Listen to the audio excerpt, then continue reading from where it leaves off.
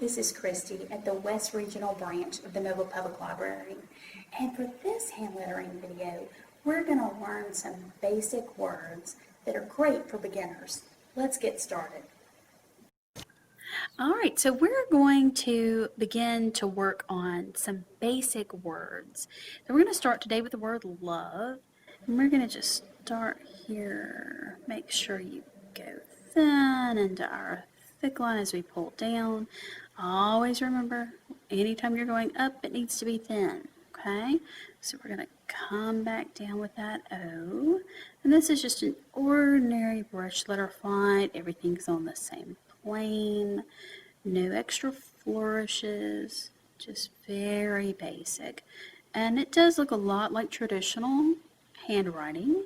The difference is the fact of the emphasis on the thin and thick strokes. So let's try that one more time. We're going to start out thin. When we come around, we press down on the side. Remember to get back on the tip, go up, press down. Remember, you want to sort of twirl your pen every so often to keep from flattening out the tip of it. So press back down, up, and around. Now if you want to add just a little extra oomph to it, you can start about here, and this is sort of the movement we're going to make, all right? So here we go. And that just gives a little extra movement to the beginning of that L. Gives it a little more pizzazz.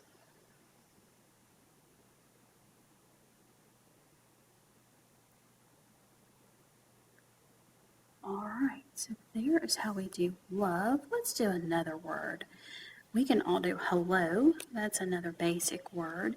And we're going to start very similarly. Okay, just start with thin stroke, press down. Make that hump. Remember to get back on the tip as you come up.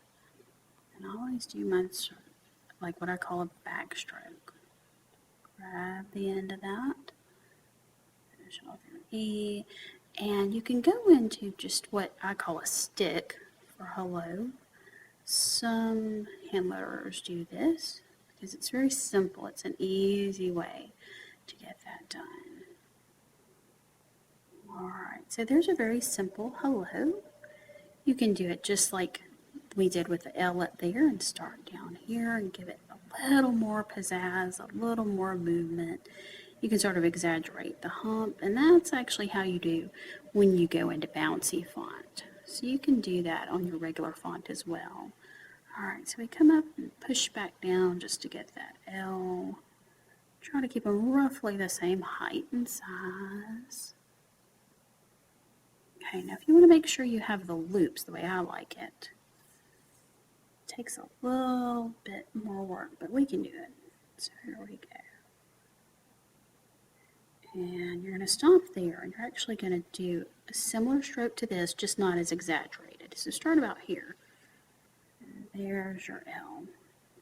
Now the tricky part is trying to make sure that these two L's are exactly the same. You notice that mine aren't, and that's okay.